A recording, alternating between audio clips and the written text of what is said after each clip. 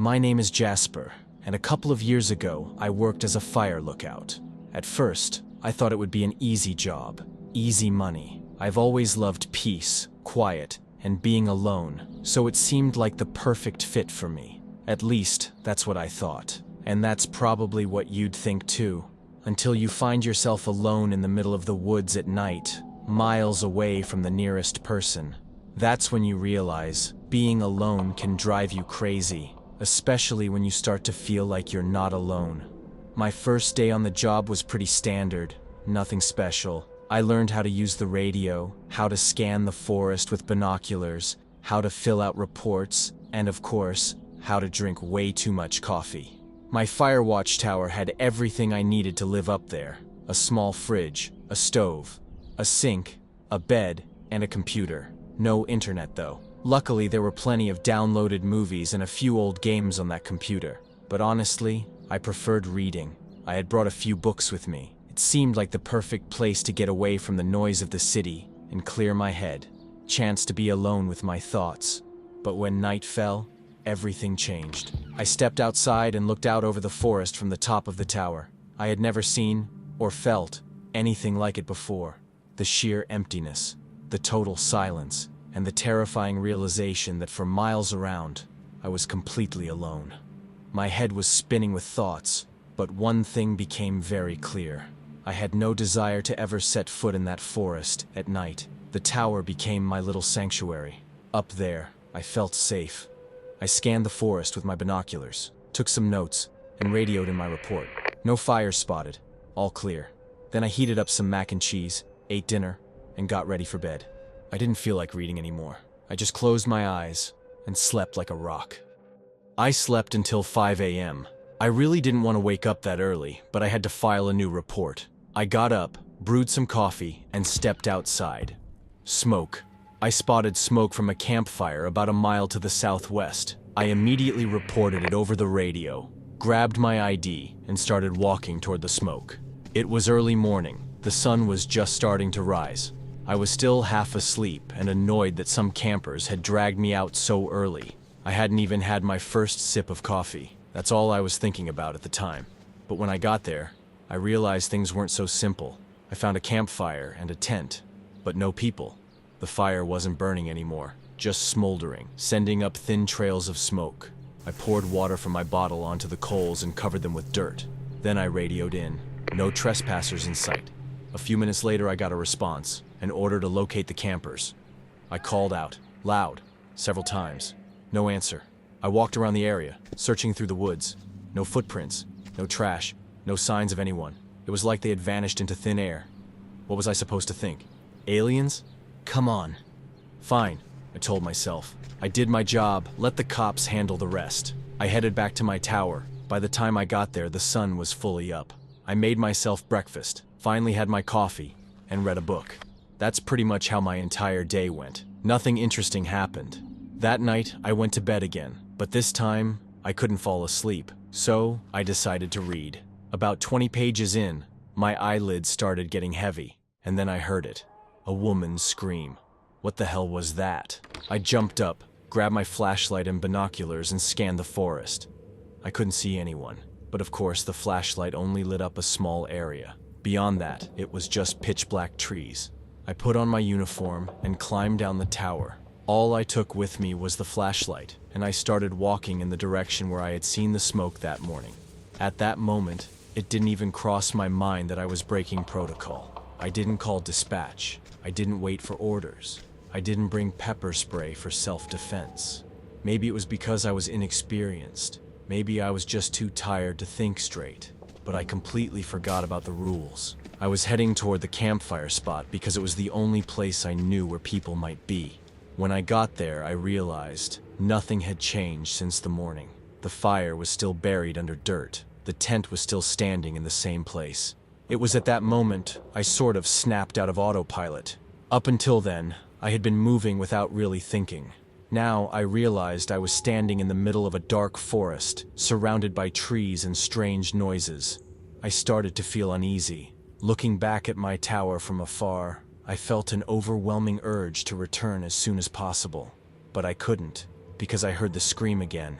I ran toward it, not knowing what I would find. The tree branches kept making me see shapes, sometimes people, sometimes bizarre creatures. I knew it was just my mind playing tricks on me. I had to stay focused on my task, but I couldn't find the woman who had screamed. Her voice didn't come again. It felt like I had already searched the entire forest, but found nothing. That's when I remembered my responsibilities. I needed to return to the tower and report to the dispatcher what had happened. I found the trail leading back to my lookout and started walking. That's when fear gripped me. The lights on the tower were off, but I was certain I had left them on. This wasn't my imagination. Either there was a power outage, or someone was up there. I stopped about 50 meters from the ladder. There was only one way up. My mind was racing with thoughts. The main one being, if someone's up there, why did they turn off the lights? That thought wouldn't leave me. Even though I was outside, I felt trapped. I decided to shine my flashlight at the windows, and that's when I saw it. A silhouette. There was definitely someone in there, no doubt about it. I had no choice but to go up there and face whatever was waiting for me. Slowly, I climbed the creaking stairs. Whoever was inside could definitely hear my footsteps. I called out loudly, announcing that I was a security officer and had the right to use force against trespassers. That's when the door opened. Inside stood a woman, around 20 years old. She told me she'd come to the forest with a friend, but he had left her alone during the night. She'd gotten lost and panicked when she heard sounds in the woods. She saw the lookout tower and went up, hoping to find help. But when she entered and didn't see anyone, she decided to turn off the lights so as not to draw attention, planning to leave in the morning to avoid getting fined for the campfire. I calmed her down, made her some coffee, and told her how lucky she was. After all, I had broken plenty of rules myself and hadn't reported what had happened either. I suggested we wait until morning and keep our little secret to ourselves.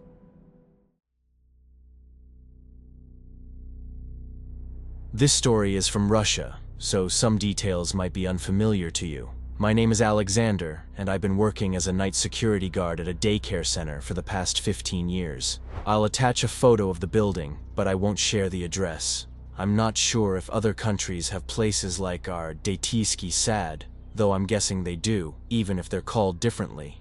In our daycare, parents leave their kids there for the whole day with nannies who teach and play with them while the parents are at work. In the evening, the parents pick up their kids, and that's when my shift starts. I guard the building overnight.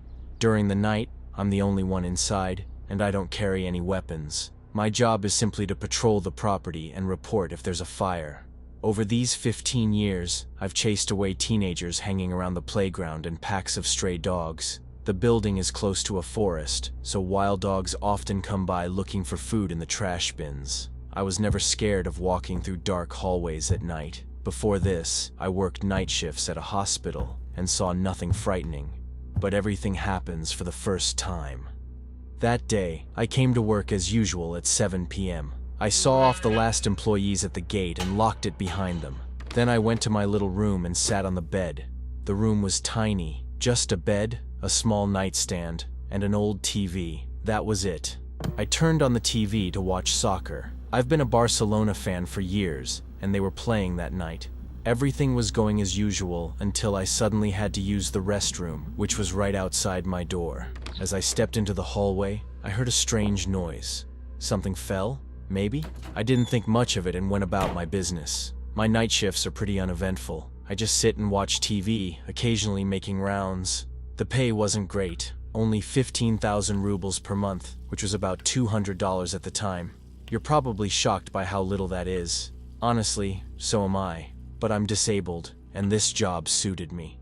The soccer match ended around 1 a.m. Barcelona lost, which left me in a sour mood. I grabbed my flashlight and went for a walk. Well, officially, a patrol. I headed toward the emergency exit, and as I walked down the hallway, I heard that strange noise again. What the hell? I couldn't figure out where it was coming from, but I decided I'd check all the kids' rooms on my way back. The building is old, so I figured it was either settling noises, or maybe a bird had flown in through an open window during the day. It's happened before. I finished my patrol outside, checked all the doors and gates, and headed back. That's when I noticed something. Out of the corner of my eye, I caught a glimpse of light in one of the windows, something definitely reflected there. As I walked back inside, the noises started again, like a plastic object repeatedly falling to the floor. I moved slowly toward the sound, but the wooden floor creaked under my weight. The noise suddenly stopped. I entered one of the playrooms and scanned it with my flashlight. Everything was in its place, except for one old doll. It was a large doll in a white dress, probably made during Soviet times. It was lying on the floor, while all the other toys remained neatly on the shelves. I turned around, checking the tables and windows. Everything else looked fine. But when I turned back, it felt like the doll was staring at me. I remember that exact moment. Its eyes had shifted to the right, looking straight at me. Creepy, I thought, as I picked the doll up and put it back in its place. I returned to my room without figuring out what was making that noise. I lay down and managed to get a little sleep before my next patrol. I set my alarm for 4 a.m. and dozed off with the TV still on. Suddenly, I woke up. I had no idea what time it was. From the hallway outside my door, I heard footsteps and something being dragged along the floor. I was still groggy from sleep and confused. Nothing like this had ever happened in my 15 years on the job. I grabbed my flashlight and stood up. The dragging sound stopped for a moment, and then I heard footsteps. Someone was running. I opened the door immediately and saw that same doll on the floor. It was sitting up, staring right at me. I couldn't move. I just stood there, staring back at it, completely paralyzed by fear. I took a step forward, and at that moment, the doll fell over. I approached and shined my flashlight on it. "What the hell is going on?" I muttered. That's when I heard a noise to my right. I turned and pointed my flashlight down the hallway. There, at the very end, stood a child. I screamed in shock, and the boy screamed too. I approached him and quickly realized he was just a normal kid. Not a ghost, not a monster, just a child. I called my supervisor and then the police. They took the boy with them. Later, it turned out he came from a troubled family. His parents were too drunk to pick him up from daycare. Apparently, he decided to hide and stay in the building instead of going home. But you know what was the creepiest part? He swore he never touched the doll. You know what I did after he said that? Let's just say that doll doesn't exist anymore.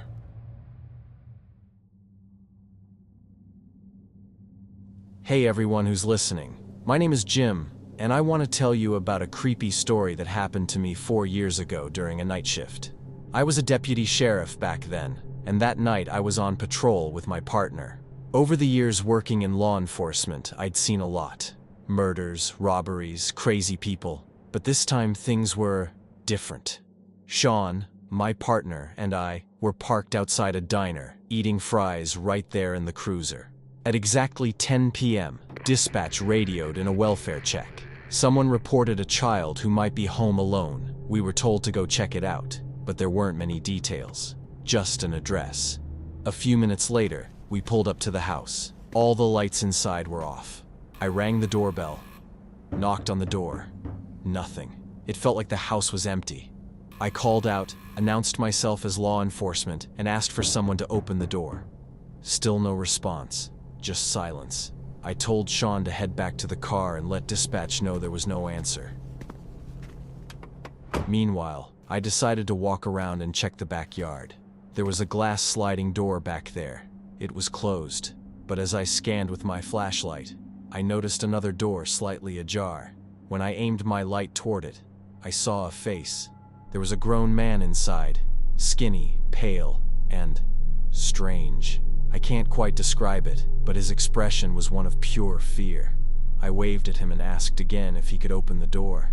Instead, he slammed the interior door shut. That was weird. Something felt off. I headed back to the cruiser to call for permission to enter the house. Technically, I needed a warrant to go in, but this was about a child's safety. I couldn't just stand there. When I got back to the car, Sean wasn't there. "Where the hell did you go?" I tried reaching him on the radio. No response. I radioed dispatch, told them Sean had left his post without reporting to me, and that I was going back to the house. This time, I wasn't going to wait for paperwork. I walked around to the sliding door, flashlight in hand, gun at my side. The place seemed quiet now. I bit down on the flashlight and worked the door open. "I'm entering the residence," I announced loudly. I had my Beretta 92 ready as I slowly cleared the living room, moving toward the room where I had seen that man. When I finally got to it and opened the door, it was empty. That's when I heard footsteps. Upstairs. Running. Someone was definitely in the house. In the dark, I carefully made my way up the stairs. Only then did it occur to me to turn on the lights. My mind was racing. Was this some kind of intruder? Was a kid in danger? I shouted a warning that I was armed and wouldn't hesitate to use force if needed, mostly to scare them. Suddenly, footsteps behind me. I spun around, weapon raised. "Jesus Christ, Sean! I almost shot you!" There he was. Sean, looking calm as ever. He asked why I was taking so long and why I hadn't come back to the car. I shot him a glare and fired back. "Where the hell have you been? You weren't by the car." He swore up and down he'd been there the whole time, waiting. Either I was losing my mind, or Sean was lying to me. But there wasn't time to argue. Just then, a door at the end of the hallway creaked open. Out stepped the same skinny, strange man I'd seen earlier. Only now, I noticed he was wearing a diaper and seemed completely unaware of what was happening. He couldn't understand what I was saying, like his mind wasn't fully there. I kept him at gunpoint while Sean searched the rest of the house. Turns out, there was no child, just this man. We called it in, and later dispatch informed us of the situation. Apparently this man's relatives had gone on vacation and left him home alone. He was mentally disabled and couldn't take care of himself. His family couldn't get back in time, so they called the police, reporting a child left alone, hoping we'd come faster. They didn't realize the confusion this would cause. As for Sean, I never figured out where he went that night. But not long after, he got investigated for something illegal. He wasn't my partner anymore after that.